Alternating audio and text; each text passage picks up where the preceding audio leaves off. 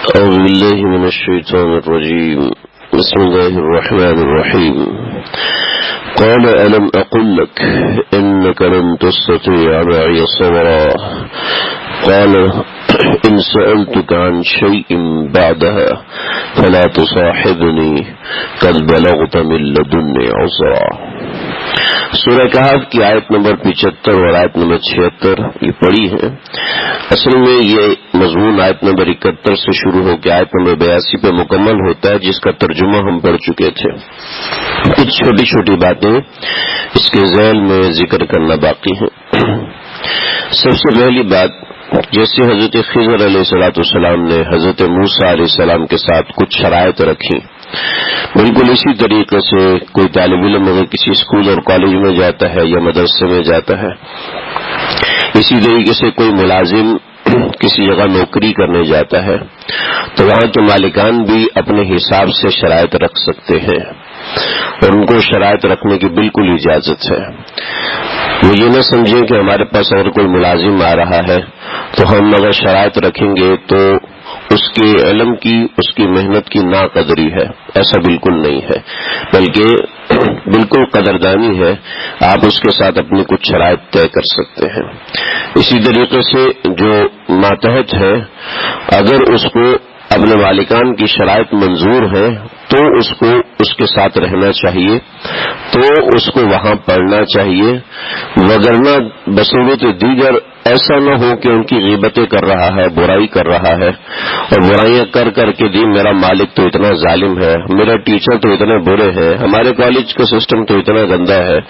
بجائے اس کے کہ اس کی برائیاں کرے، غیبتیں کرے، ان کی شرائط کو مانے، اور اگر وہ شرائط پہ پورا نہیں اتر رہے یا ان کی شرائط ایسی ہیں جو آپ کے لیے قابل عمل نہیں ہے تو آپ اس کو ترک کر دیں. یہ نہ کریں کہ وہاں پہ بیٹھ کر کوئی ایسا معاملہ کرے. خاموش ہو جائیے پلیز، برائے مہربانی، قرآن مجید ہے. ایک بات. دوسری بات، حضرت موسیٰ علیہ السلام سے جہاں غلطی ہوئی تو وہاں پر یہ فرما دیا کہ لا تو آخذنی بما نسیت. جہاں غلطی ہو جائے تو اپنی غلطی کا اعتراف کرے، بلا وجہ غلطی کو چھپانے کی کوشش نہ کرے، بلا وجہ غلطی کی تعویل کرنے کی کوشش نہ کرے. یعنی انسان ایسا ہو کہ صاف کتاب کی طرح ہو. ایسا نہیں کہ دل میں باتیں رکھ کے بیٹھا ہوا ہے، دل کے اندر طرح طرح کی باتیں کر، میں نے کہا خود اپنی حرکت دیکھی ہو، اوپر سے مجھے پوچھ رہے، اوپر سے مجھے پیٹ رہے، مجھے برا بھلا کہہ رہے، خود دیکھیں کہ بندہ کہنے پہ مجبور ہو جاتا ہے. نہ ایسا نہ ہو. جہاں غلطی کی ہے وہاں صاف صاف اپنی غلطی کا اعتراف کرے. ماتحتی کا طریقہ بھی سکھا دیا اور اوپر رہنے کا طریقہ بھی سکھا دیا کہ جہاں آپ کے ملازم سے ماتحت سے غلطی ہوئی ہے اس کو صاف صاف بتا دینا چاہیے کہ جی یہ آپ کی غلطی ہے، آپ اس کو سمجھیں اور آئندہ یہ غلطی نہ کریں. بجائے اس کی کہ اب اس کو بتاؤں گا یہ ناراض ہو جائے گا، یہ غصہ ہو جائے گا، یہ مایوس ہو جائے گا. نہیں، ایسا نہیں کرنا، بلکہ جو ماتحت ہے اس کو صاف صاف اچھے انداز میں، یہ نہیں کہ لڑائی کرنا شروع کر دی، غصہ کرنا، ڈانٹ لگتے ہی تنخواہ کاٹ لیں گے، ایسا نہ. جب پہلی غلطی ہوئی اور ملازم نے پہلی غلطی کی تو اس کو صاف صاف بتائیں کہ یہ آپ کی غلطی ہے اور غلطی کی اصلاح اصولی انداز میں ہو. غلطی کی اصلاح جزوی انداز میں جو ہوتی ہے اس سے بڑے نقصانات ہوتے ہیں. یعنی جزوی انداز میں غلطیوں کی اصلاح نہیں ہو سکتی، اصولی انداز میں غلطیوں کی اصلاح ہوتی ہے، اور اصول پہلے سے طے کیے جانے چاہیے.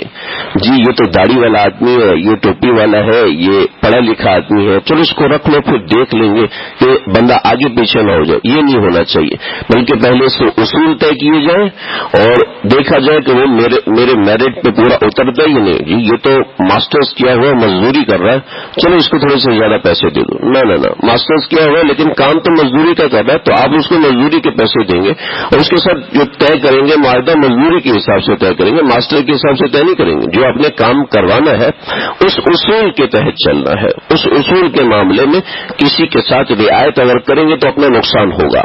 یہ کام لینے کا طریقہ کار سکھا دیا کہ جہاں غلطی ہوئی صاف ٹوک دیا. آپ اتنے بڑے نبی ہیں, اتنے بڑے پیغمبر ہیں, اولو العزم پیغمبر ہیں, مجھ سے کئی گنا بڑے ہیں, کوئی لگی لپٹی نہیں بولی بلکہ سیدھا کہہ دیا کہ انک لن تستطيع معي صبرا. جو غلطی کی تو قال الم اقل لك, میں نے تمہیں کہا تھا نا کہ تم میری بات میرے ساتھ نہیں چل سکتے. تو طریقہ کار سکھا دیا کہ آپ کا اگر کوئی بڑا ہے جس سے ماں باپ ہے تو چاہیے کہ اولاد کو صاف صاف بتا دے بیٹا یہ آپ غلط کر رہے ہیں. اور بچہ پچھلی دفعہ بھی ناراض ہو گیا تھا, اس دفعہ پھر غصہ ہو جائے گا نہ, اس کو صحیح سے سمجھا دیں کہ یہ آپ نے غلطی کی ہے, اچھے انداز میں کمیونیکیٹ کریں اور دلائل سے ثابت کریں. ہوتا یہ ہے کہ ماں باپ کی بچوں کے ساتھ لڑائی ہو جاتی ہے اور اولاد اپنے ماں باپ کے ساتھ لڑ پڑتے ہیں. وجہ یہ ہے کہ ماں باپ غلطیاں سن سن سن سن کے برداشت کر کر کے پک چکے ہوتے, جب وہ بولتے ہیں تو پھٹ پڑتے ہیں اور ان کو پتہ نہیں چلتا وہ کتنا کچھ بول جاتے ہیں. ماں باپ ایک مثال ہے, میں نے ساری باتیں ساتھ کی ہیں. جیسے بڑے ہے, کوئی ملازم ہے, وہ غلطیاں برداشت کر رہا ہے نہیں, شریعت نے طریقہ کار سکھا دیا. اس نے غلطی کی, اس کو سمجھائیں کہ آپ نے غلطی کی ہے اور کس اصول کے تحت غلطی کی ہے. یعنی مجھے پسند نہیں ہے, بس مجھے یہ چیز اچھی نہیں لگتی, نہ یہ نہ ہو. اصولی طور پر سمجھایا جائے, جس کو حضرت تھانوی رحمۃ اللہ علیہ فرماتے ہیں معقولی انداز میں بتایا جائے کہ یہ آپ کی غلطی ہے. معقولی انداز میں, معقولی مطلب یہ ہے کہ عقل میں آئے, ویزیبل ہو, سمجھ میں آنے والی چیز ہو کہ واقعہ تو نہیں مجھے اچھا نہیں لگ رہا. بس یہ بات نہیں ہونی چاہیے جو عام طور پر ہوتی ہے, بالکل ایک جاہلانہ طریقہ, بھائی مجھے یہ اچھا نہیں لگا ختم کرے اس کو, نہ یہ نہ ہو. اصول بنا ہو, اس اصول کے تحت لگے کہ یہ اچھا ہے, اس اصول کے تحت لگے کہ یہ برا ہے. یہ پہلے, اور اصول پہلے سے طے کرنے چاہیے.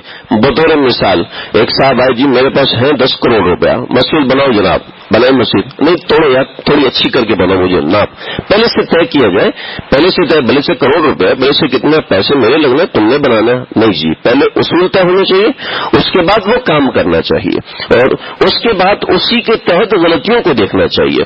چنانچہ شریعت نے اصول پسندی سکھائی ہے, جسے یہ کہتے ہیں نا یہ فنڈامنٹلسٹ قسم کے لوگ ہیں. فنڈامنٹل بننا ضروری ہے کسی بھی جگہ پر کامیاب ہونے کے لیے.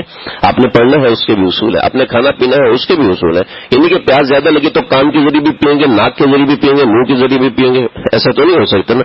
ڈرم سے بھی پئیں گے, گلاس سے بھی پئیں گے, بوتل سے بھی پئیں گے, جگ سے بھی پئیں گے, ایسا تو نہیں. ایک جو اصول ہے اس کے تحت چلا جائے گا. پھر آگے جب حضرت موسیٰ علیہ الصلوۃ والسلام نے دیکھا کہ یہاں جو معاملہ ہے یہ میرے نہیں بلکہ جو میرے طے کردہ اصول ہے اس کے خلاف ہے. مطلب یہ ہے کہ جو ماتحت آدمی ہے اس کے اپنے بھی کچھ ویلیوز ہوتی ہیں, اپنے بھی کچھ اقدار ہوتے ہیں.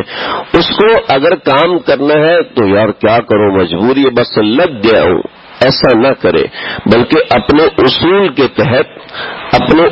تحت چلے. اور اگر کسی کام کے اندر اپنے وہ اصول ٹوٹ رہے ہیں تو کتنا ہی مقدس کام ہے, کتنا ہی بڑا کام ہے, اس کام کو چھوڑ دینا چاہیے, جیسا کہ حضرت موسیٰ علیہ الصلوۃ والسلام نے کیا ہے. تو یہاں پر یہ کچھ باتیں اصولی طور پر سمجھائی گئی.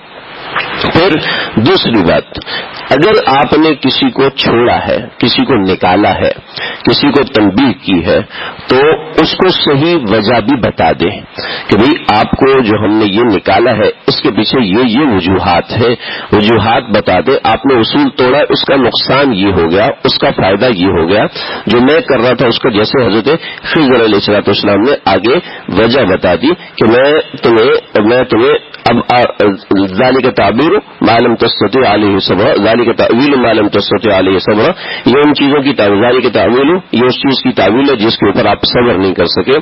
یہ ان سب کی وجوہات ہیں. پھر اس کے ساتھ کچھ اور باتیں. حضرت خضر علیہ الصلوۃ والسلام نے کشتی کو توڑا, ایک مالی نقصان کیا. حضرت خضر علیہ الصلوۃ والسلام بچے کو ذبح کیا یا قتل کر دیا, تو اس کی تعبیر حضرت خضر علیہ الصلوۃ والسلام نے فرمائی. اور پھر جن بچوں کی دیوار کو صحیح کیا تھا تو اس کے تحت یہ سمجھایا کہ جہاں کسی نے کوئی نیکی کی ہے اس نیکی کا اثر اس دنیا میں ضرور ملتا ہے, چاہے وہ نیکی پہاڑ کی غار میں ہو, چاہے وہ نیکی رات کے اندھیرے میں ہو, چاہے وہ نیکی روایت میں آتا ہے کہ غار کی کھو کے اندر اندھیرے میں چھپ کے کوئی نیکی کی ہو تو اس کا اثر ظاہر میں دھوپ کی روشنی میں صاف صاف نظر آتا ہے. پھر اس کے علاوہ فرمایا کہ اس کے برعکس اگر کسی نے کوئی برا کام کیا ہے تو اگر اس نے توبہ نہیں کی تو چاہے وہ غار کی کھو کے اندھیرے میں کیا ہے اس کا اثر اس کو دنیا میں نظر آتا ہے، ضرور ملتا ہے۔ چنانچہ حضرت عارفی رحمۃ اللہ علیہ، یہ بات اس سے ہٹ کر ہے، حضرت عارفی رحمۃ اللہ علیہ فرماتے تھے کہ میاں ہم سے تو غلطیاں خطائیں ہوتی رہتی ہیں، بس ایسا کر لیا کرو روزانہ فلٹر صاف کر لیا کرو، یعنی روزانہ اللہ سے معافی مانگ لیا کرو۔ پتہ نہیں ہم سے کبھی غصے میں کوئی بات ہو گئی ہو، ہمارا کوئی رویہ کسی دوسرے کو غلط لگ گیا ہو، تو یہ کچھ اصولی باتیں یہاں پر ہے کہ ان کا وہ تفسیر المعانی میں لکھا وکانا ابوہما صالحا کا مطلب یہ ان کا باپ نیک آدمی تھا، تو کہتے کانا ابو صابے، یہ ان کا باپ نیک نہیں تھا بلکہ والد کا والد، پھر اس کا والد، پھر اس کا والد، پھر اس کا والد، پھر اس کا والد، پھر اس کا والد، یعنی 7واں باپ نیک تھا اور اسی نیکی کی برکتیں نسل در نسل چلتی آ رہی تھی۔ چنانچہ برائی کی نحوست تو انسان کی اپنی ذات تک محدود رہتی ہے، لیکن نیکی کا اثر نسلوں تک چلتا ہے۔ نیکی کا اثر کسی نے مسجد بنا دی، کسی نے مدرسہ بنا دیا، تو اس کا اثر نسلوں تک، اس کا اثر صدیوں تک، اس کا اثر کروڑوں انسانوں تک جاتا ہے۔ وہ حساب اللہ فرماتے ہیں کہ وہ کیسے جاتا ہے، کس طریقے سے جاتا ہے۔ بعض مقامات ایسے بھی ہیں کہ بعض چیزیں ایسی بھی ہیں کہ بزرگوں کے انکشافات میں سے ہے کہ ایسا ہوا کہ اللہ اس علاقے کو خاص طور پر چنا گیا، اس لیے چنا گیا کہ یہاں سے حضرت آدم علیہ الصلوۃ والسلام گزرے تھے، تو اللہ نے اس علاقے کو چن لیا، اللہ نے اس علاقے کے لوگوں کو چن لیا۔ تو آپ دیکھیں بہت سے جیسے پٹھان ہیں ان کے مزاج میں غیرت زیادہ ہوتی ہے، ان کے مزاج میں دین کی طرف بھی زیادہ ہوتی ہے، ایسے ان میں بہت سے ایسے لوگ جن میں دنیا کی طرف بھی زیادہ ہوتی ہے۔ تو ایک مزاج کا اثر ہوتا ہے، یہ اثر کہاں سے ہوتا ہے؟ اس کے پیچھے کوئی غیبی وجوہات ہوتی ہیں جس کو تکوینی وجوہات کہتے ہیں، تو کچھ اس طرح کی وجوہات ہوتی ہیں جو ہمیں دنیا میں سمجھ میں نہیں آتی۔ تو اس کی وجوہات میں ایک وجہ یہ بھی ہے کہ جب ماں باپ نیک ہوتے ہیں تو اس کا اثر اولاد پر بھی جاتا ہے، لیکن ضروری نہیں ہے کہ ماں باپ نیک ہے تو اولاد بلا وجہ ہی نیک ہو جائے، ایسا نہیں ہوتا، اثر قبول کیا جاتا ہے۔ ایک گلاس ہے، آپ اس کو الٹا رکھ دیں اور اس کے اوپر آپ پورا سمندر بہا دیں تو کبھی بھی نہیں بھرے گا۔ تو اسی طریقے سے طبیعتیں اور اولادیں بھی اثر قبول کرتی ہیں، وہ اثر قبول کرنے کے قابل ہو تو ان کو اثر ملتا ہے۔ پیالہ سیدھا رکھا ہو تو آبشار کے اندر بھی بھر جاتا ہے، الٹا رکھا ہو تو سمندر بھی انڈیل دے تو نہیں بھرتا۔ تو یہ معاملہ ہے، لہذا اپنے اندر جذب پیدا کیا جائے تو اپنے بڑوں کی نیکیوں کا اثر ملتا ہے، مسجد کے ہمسائے کی نیکی کا اثر ملتا ہے، ورنہ تو میں جانتا ہوں کئی ایسے لوگوں کو جو مسجد کے ہمسائے میں رہتے ہیں اور مسجد پہ کیس کیا ہوا ہے، کیونکہ اس کی وجہ ہمیں مسجد کے اسپیکر کی آواز تنگ کرتی ہے، ہمیں مسجد کے جی ہمارا جینوئن پرابلم ہے، لیکن دراصل کیا ہے اندر کی شقاوت ہوتی ہے۔ ضروری نہیں کہ شقاوت، تو بہت سی مسجدیں بھی ایسی ہوتی ہے جہاں کے لوگ بس ہی نہیں کرتے، بول ہمسایوں کے کان کھا جاتے ہیں، میں اس کی بات نہیں کر رہا، لیکن ایسا بہرحال ہے کہ نیکی کا اثر قبول کرنے کے لیے جذب ہو۔ اگر پتھر ہے اس پہ پانی پڑتا رہے تو اثر نہیں ہوتا، لیکن ایک فوم ہے اس پہ پانی پڑ جائے تھوڑا سا بھی تو اس کو جذب کر لیتا ہے۔ تو مزاج ایسا ہو کہ وہ نیکی کو جذب کرنے والا ہو۔ اس کا طریقہ ہے کہ استغفار کی کثرت کی جائے، اللہ سے دعا کی جائے، رجوع اللہ رکھا جائے۔ اللہ سمجھنے کی اور عمل کرنے کی توفیق عطا فرمائے۔